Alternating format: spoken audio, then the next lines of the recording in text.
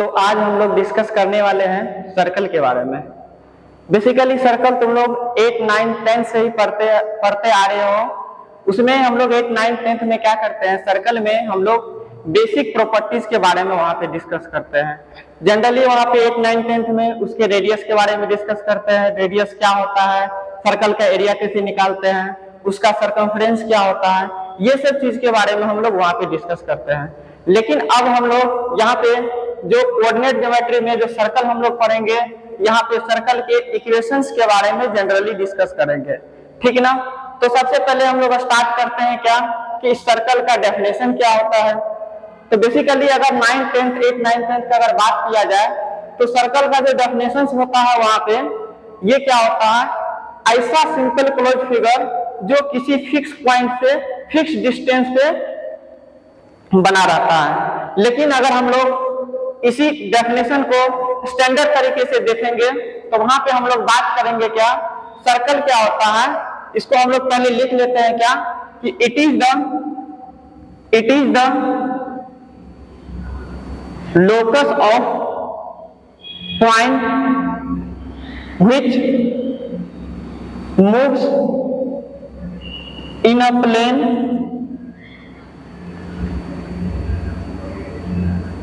in such a way that its distance from a fixed point is always constant.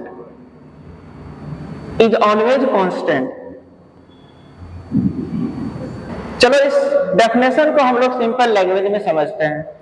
ये जो definition लिखा हुआ है, अगर हम लोग इसको सिंपल लैंग्वेज में समझते हैं क्या कि अगर किसी पर्टिकुलर पॉइंट को मूव करने का परमिशन दे दिया जाए और उस पर्टिकुलर पॉइंट में ये चीज लिख दे कि वो एक फिक्स पॉइंट से फिक्स डिस्टेंस पर ही मूव करे, तो उस केस में मूविंग पॉइंट के थ्रू जो मेरा पाथ जनरेट होगा वही मेरा क्या होगा, सर्कल होगा। आया कि नहीं सबको समझ में? तो ठीक है, अब इसको हम लोग कहने का मतलब क्या बोल रहे हैं कि अगर एक कोई पॉइंट है, यहाँ पे ये मेरा फिक्स पॉइंट है और फिक्स पॉइंट मान लेते हैं O है। इस फिक्स पॉइंट से R डिस्टेंस पे कोई पॉइंट P है, तो इस पॉइंट का मूव करने से जो पाथ जनरेट होगा उसी को हम लोग क्या बोल देंगे, ये मेरा क्या है, सर्कल है। ठीक, अब यहाँ पे एक चीज और बात करते हैं, जो मेरा ये जो फिक्स पॉइंट होता है, ये फिक्स पॉइंट क्या होता है, सर्कल का सेंटर होता है। और जो फिक्स डिस्टेंस होता है उसी को हम लोग क्या बोलते हैं, सर्कल का रेडियस होता है। तो इस चीज को हम लोग लिख लेते हैं यहाँ पे क्या कि the fix point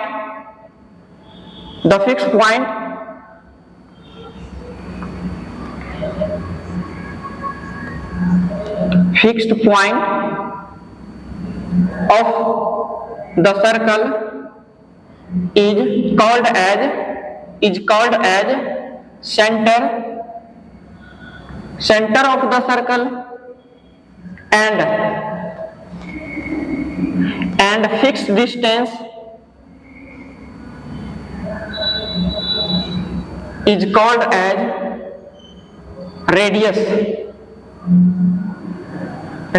of the circle। तो ये चीज आया कि नहीं सब लोगों को समझ में? तो ये मेरा था सर्कल का डेफिनेशन। ठीक, अब हम लोग बात करेंगे सर्कल्स के इक्वेशंस के बारे में। कोऑर्डिनेट ज्योमेट्री में हम लोग या स्ट्रेट लाइन के इक्वेशन हो या सर्कल का इक्वेशन हो या हम लोग कोई भी कोनिक सेक्शन का अगर इक्वेशन से लिखते हैं तो वहां पे हम लोग लोकस का कंसेप्ट का यूज करते हैं। यहाँ पर भी सर्कल का भी डेफिनेशन में यहाँ पे लिखा हुआ है लोकस। तो कहने का मतलब क्या कि लोकस तो हम लोग सबसे पहले हम लोग पढ़ चुके हैं। स्ट्रेट लाइन में क्या होता है, मूविंग पॉइंट के थ्रू जो पाथ जनरेट होता है उसी को हम लोग क्या बोलते हैं, लोकस बोलते हैं। और लोकस के प्रॉब्लम को हम लोग 3 स्टेप में सॉल्व करते हैं। पहला स्टेप क्या होता है, जो स्टेटमेंट दिया रहता है उस स्टेटमेंट के थ्रू हम लोग क्या करते हैं, रफ स्केच डायग्राम बनाते हैं। फिर उसके बाद उस जिस पॉइंट का लोकस निकालना रहता है उस पॉइंट को हम लोग h, k मानते हैं। पहला स्टेप हम लोग ये करते हैं। दूसरा स्टेप में क्या करते हैं, जो कंडीशंस जो रिस्ट्रिक्शन उस पॉइंट पे हम लोग लगाते हैं उस पॉइंट के अप्लाई करके दूसरा स्टेप में h और k में रिलेशन लेकर के आते हैं। फिर उसके बाद तीसरा स्टेप में क्या करते हैं कि जो h और k में रिलेशन आया है उसमें क्या करते हैं, h को x से रिप्लेस करते हैं, k को y से रिप्लेस करते हैं। रिप्लेस करने के बाद जो मेरा इक्वेशन आता है वही मेरा क्या होता है, लोकस का इक्वेशन होता है। यहाँ पे अगर बात करेंगे तो वही मेरा क्या हो जाएगा, सर्कल का इक्वेशन हो जाएगा। तो हम लोग यहाँ पे डेफिनेशन के अकॉर्डिंग समझते हैं। यहाँ पे क्या, अकॉर्डिंग टू डेफिनेशंस में क्या कि यहाँ पे क्या मानते हैं, क्योंकि डेफिनेशन क्या है कि फिक्स पॉइंट थे, तो मान लेते हैं क्या, लेट फिक्स पॉइंट O का जो कोऑर्डिनेट है a, b है, और फिक्स डिस्टेंस को हम लोग मान लेते हैं क्या, r। तो इस केस में अगर इसका रफ स्केच डायग्राम बनाएंगे स्टेप 1 में, क्योंकि लोकस का कंसेप्ट हम लोग 3 स्टेप में सॉल्व करते हैं, तो स्टेप 1 में क्या, इसका अगर डायग्राम का बात करेंगे रफ स्केच, तो मान लेते हैं क्या कि ये मेरा फिक्स पॉइंट है O, इसका कोऑर्डिनेट क्या है, a, b है, और फिक्स डिस्टेंस यहाँ पे कोई पॉइंट मान लेते हैं P, जिसका कोऑर्डिनेट क्या है, h, k, और ये डिस्टेंस कितना है P का, O से R है। ठीक, तो अब यहाँ पे अगर हम लोग बात करें तो ये यहाँ पे क्या कि ये O का कोऑर्डिनेट गिवन है और P का भी कोऑर्डिनेट गिवन है। तो अगर किसी भी दो पॉइंट का कोऑर्डिनेट गिवन रहता है तो दोनों पॉइंट का बीच का डिस्टेंस हम लोग फाइंड आउट कर सकते हैं। कौन सा फॉर्मूला से कर सकते हैं, डिस्टेंस फॉर्मूला अप्लाई करके हम लोग कर सकते हैं। और डिस्टेंस फॉर्मूला होता क्या है, x2 - x1 का whole square plus y2 - y1 का होल स्क्वायर का स्क्वायर रूट होता है। तो यहाँ पे हम लोग वो चीज अप्लाई करने वाले हैं। कहने का मतलब क्या, स्टेप 2 में हम लोग क्या अप्लाई करेंगे, यहाँ पे OP इक्वल टू क्या हो जाएगा, R के इक्वल हो जाएगा यहाँ पे।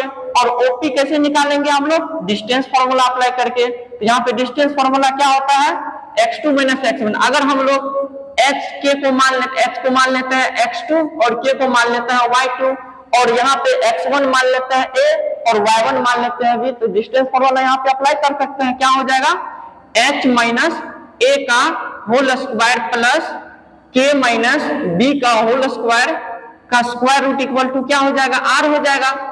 ये यहाँ पे क्या अप्लाई किए, यहाँ पे ब्रैकेट में हम लोग इसको लिख लेंगे क्या, applying distance formula, applying distance formula.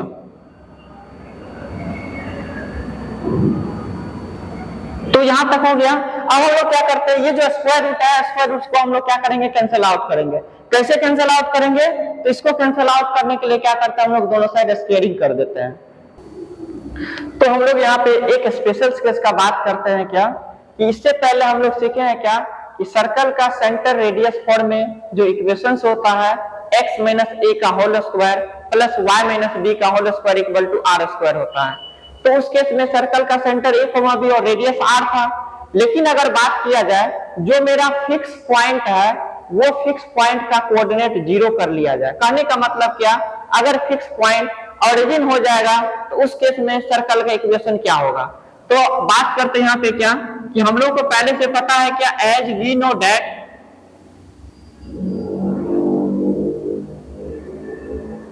Equation of circle in centre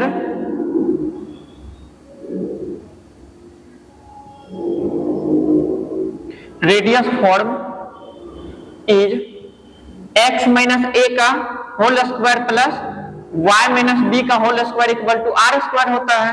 लेकिन अगर इसी इक्वेशन में if we put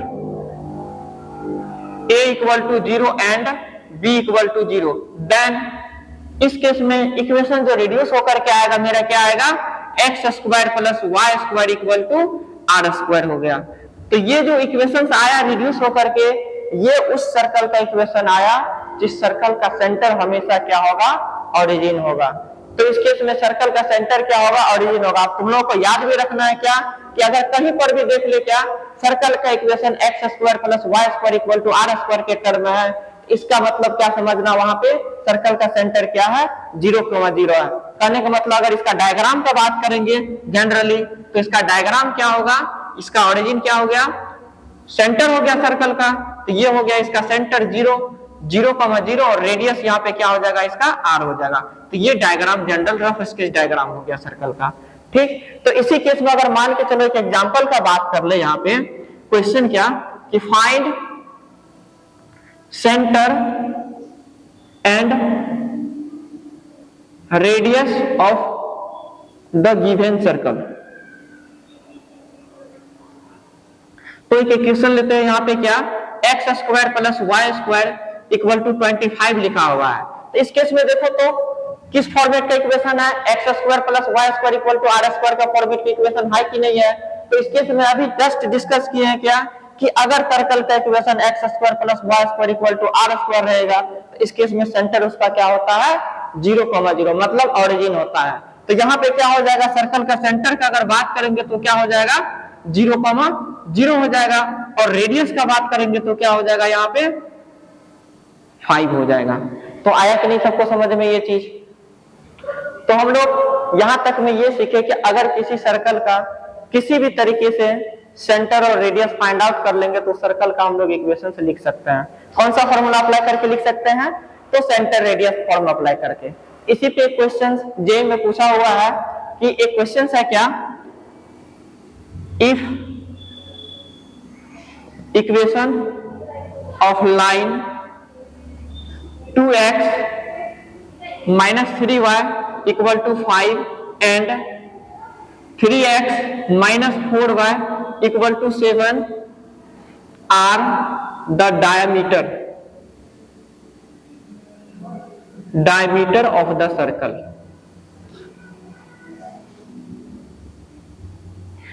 and its area is 49 pi square units, then find equation of circle। तो हम लोग इस क्वेश्चन को देखो कैसे सॉल्व करते हैं। यहाँ पे क्या दिया हुआ है कि डायमीटर का इक्वेशन दे दिया है और सर्कल का एरिया गिवन है।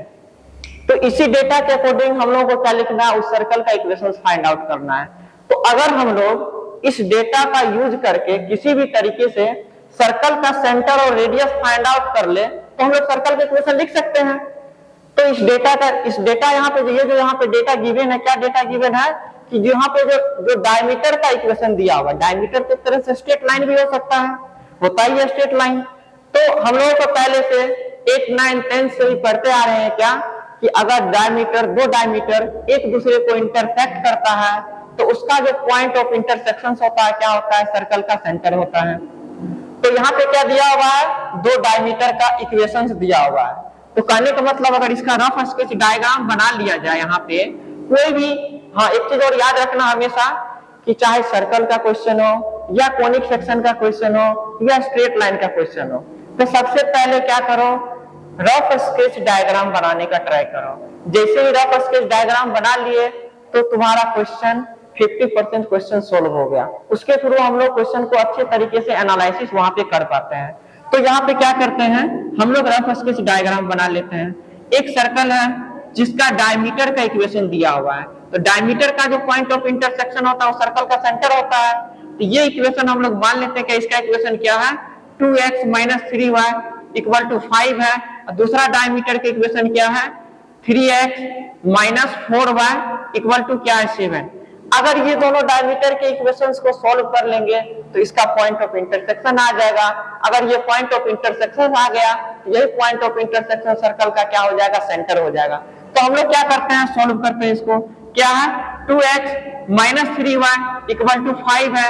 दूसरा इक्वेशन क्या है, 3x minus 4y equal to 7 है। तो क्या करेंगे, x को हम लोग रिमूव करना चाह रहे हैं, तो यहाँ पे क्या करते हैं, x के कोएफिशिएंट को हम लोग सेम बना लेते हैं।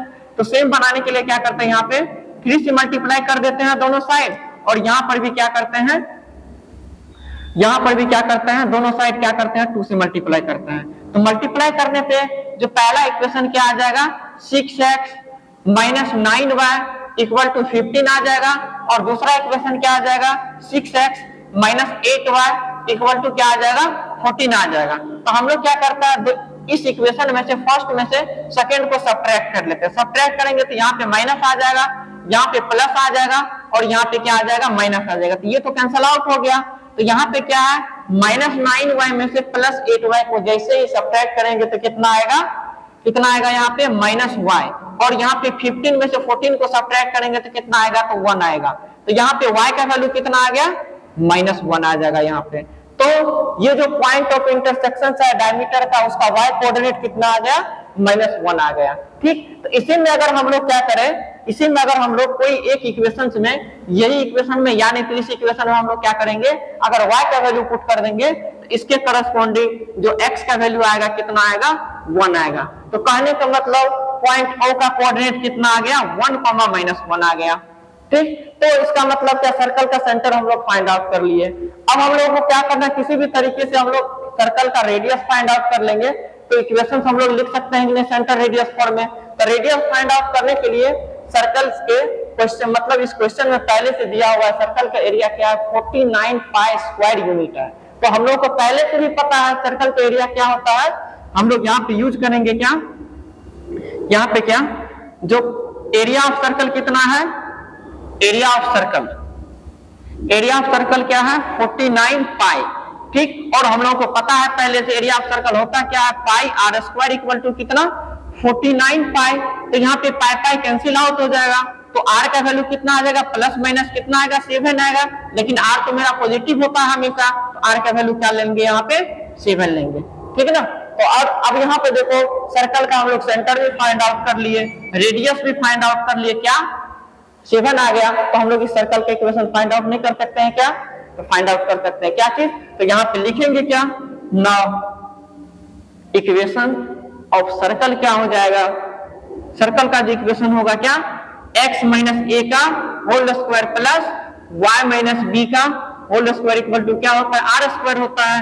तो यहाँ पे सेंटर क्या है सर्कल का, x माइनस 1 का होल स्क्वायर प्लस क्या y माइनस माइनस क्या हो जाएगा, +1 हो जाएगा, इक्वल टू क्या हो जाएगा, 7 का स्क्वायर। कहने का मतलब क्या, इसको सॉल्व करेंगे तो x माइनस 1 का whole square plus y plus 1 का होल स्क्वायर इक्वल टू क्या आ गया, 49।